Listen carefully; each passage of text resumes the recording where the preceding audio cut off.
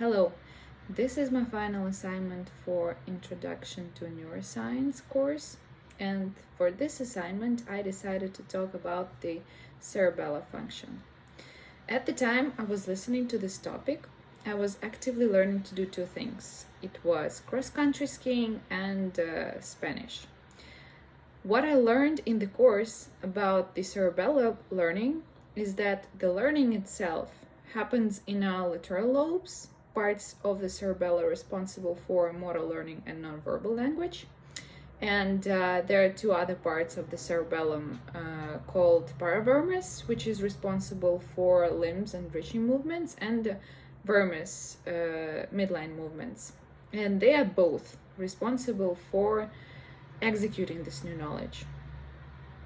There is this interesting thing called executing circuit that goes through vermis and paravermis and cerebral cortex, which is a loop that takes only 20 milliseconds to perform itself, which is really fast. And there is also another open loop that goes through lateral lobes that are responsible for learning and the cerebral cortex. And as it's open-ended, it takes much longer to perform itself. Basically, this circuit that is fast, it is used when we do things on autopilot. Very popular thing right now is the flow state, when you do things you're good at and you enjoy them. Hence, your language speaking abilities worked perfectly when you do not put too much thought into it. And same goes for skiing. Your body parts work together as one, as long as you do not involve your lateral lobes into the process.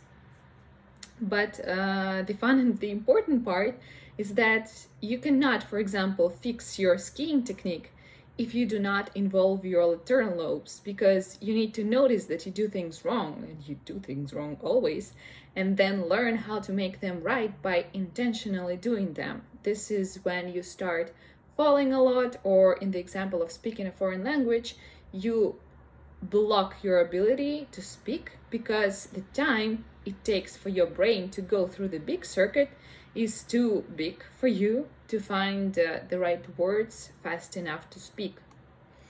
So the lessons I incorporated into my learning routines were a lot of practice with the repetitive movements, because the cerebellum needs the practice to associate the correct sensory input with the correct motor output. It is insanely boring, but very effective when you listen to the same Spanish story a million times and then know it by heart, or when you do the same exercise on skis over and over until you can do it on autopilot.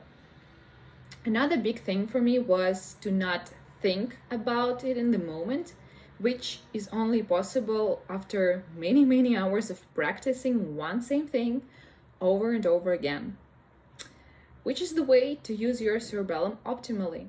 So these two learnings helped me immensely in my learning curve, and I'm very grateful for that. I love the course. Thank you, and have a nice day.